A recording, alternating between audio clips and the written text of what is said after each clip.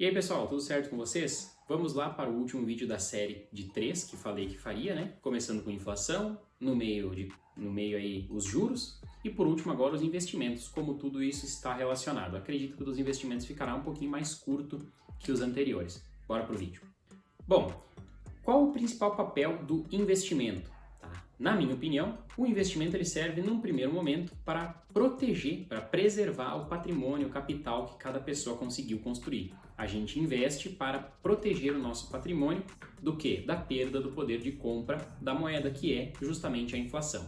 Então, o nosso primeiro objetivo quando a gente busca um investimento é se proteger da inflação. O segundo objetivo é a rentabilidade do nosso patrimônio. Nós queremos que o nosso patrimônio cresça com o passar do tempo e nos permita ter uma vida melhor no futuro do que temos hoje. Esse é o objetivo de quem investe. Basicamente é assim que funciona a mentalidade do investidor. Proteção e multiplicação de patrimônio.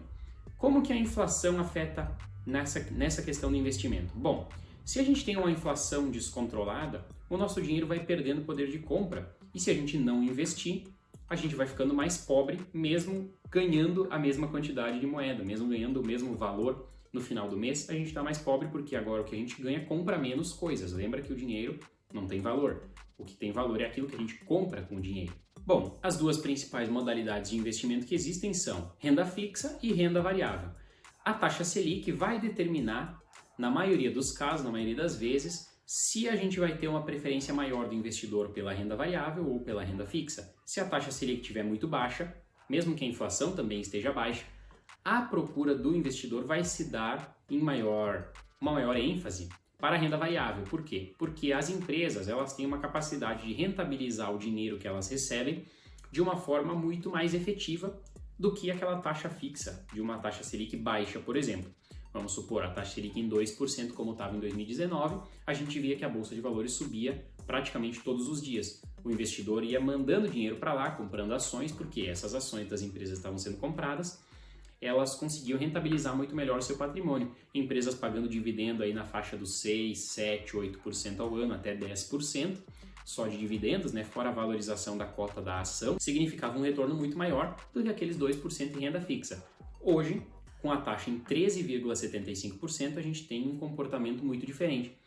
Saindo dinheiro da renda variável e indo dinheiro para a renda fixa, porque 13,75% é uma rentabilidade muito representativa, é uma rentabilidade bastante interessante para qualquer tipo de investidor. Então vocês puderam perceber que a taxa Selic, a taxa básica de juros da economia, ela vai determinar se a gente vai ter uma maior preferência pela renda variável ou uma maior preferência pela renda fixa. Se a gente tiver o mesmo nível de rentabilidade entre uma e a outra, é natural que a maioria das pessoas busquem a renda fixa, porque ela oferece mais segurança, mais tranquilidade. A renda variável, como o próprio nome diz, mas muita gente não costuma perceber, ela varia. A renda variável varia. E se ela varia, ela tem um nível de risco, digamos assim, maior do que a renda fixa, que a gente coloca o dinheiro lá, a gente sabe a rentabilidade que está contratada, apesar de terem algumas modalidades de renda fixa que varia um pouquinho, tem um comportamento um pouco mais volátil, mas nada comparado à renda variável. Então, a taxa de juros da economia vai definir o nível de investimento em uma área ou em outra. Em relação à inflação, se a inflação estiver maior que a taxa básica de juros da economia, e isso acontece bastante, até porque o jeito de medir a inflação pode influenciar muito nisso, mas se a inflação estiver maior que a taxa básica de juros da economia, isso é péssimo, porque a gente tem uma corrosão completa do poder de compra da sociedade, de todos os indivíduos, não só do cara que tem muito, não só do cara que tem pouco, de todo mundo. Porque se eu busco um investimento de renda fixa e ele pagar 5% e a inflação estiver em 6%, eu não só não estou ganhando nada no meu investimento, como aquela primeira função de proteger o meu capital não está sendo cumprida, porque eu estou perdendo 1% do meu poder de compra só por ter deixado o dinheiro lá e ele está pagando 5%. Então, na minha ilusão, estou ganhando 5%, mas ele está desvalorizando 6% no mercado. Então, eu estou perdendo. Portanto, a gente tem que sempre ficar atento aos níveis de inflação que a gente está acompanhando no mercado, né? A gente tem que ficar muito atento à inflação e gostaria já de fazer uma correlação entre o que a gente vê acontecendo no dia a dia atualmente. A gente está vendo aí uma série de ataques por parte do presidente Lula à independência do Banco Central e ao Roberto Campos Neto, que é o presidente do Banco Central, no dia que eu estou gravando esse vídeo, porque a taxa de juros está muito alta. Lembra que eu falei no vídeo sobre juros, que a taxa de juros é uma âncora ao crescimento econômico do país. Ela pode ser leve ou pesada. Como ela está agora, ela está pesada, né? É uma taxa bem alta.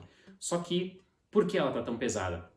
Porque ele está tentando controlar, né? O Banco Central está tentando controlar a inflação, não permitindo que a inflação saia de controle e mantendo ela num nível que permita uma certa segurança, uma certa previsibilidade e mantendo um juro real, né, aquela diferença entre a taxa de juros e a inflação, que atraia investimento de fora. Então, além de manter a inflação sob controle, mantém o câmbio sob controle.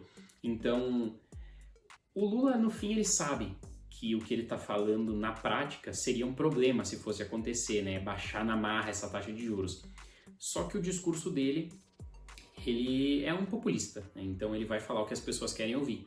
Ele vai propor uma solução fácil para um problema complexo, né? Pô, baixa a taxa de juros aí que a gente vai começar a crescer. Sim, mas se a inflação fugir do controle, a gente vai estar crescendo só no papel, né? Na prática, a gente vai estar, na verdade, regredindo e pode virar um problema grave se a inflação fugir do controle. Bom, pessoal, espero que vocês tenham aprendido alguma coisa, compreendido o que eu quis passar aqui sobre inflação, juros e investimento, e como um está relacionado com o outro, como um está afetando o outro e como afeta a nossa vida também. Porque se o nosso custo de vida ficar mais caro, a gente está sendo prejudicado, né? Então é bom entender essas questões aí para não ser ludibriado, para a gente conseguir entender o funcionamento do mundo. E é isso aí. Um grande abraço a todos e até o próximo vídeo.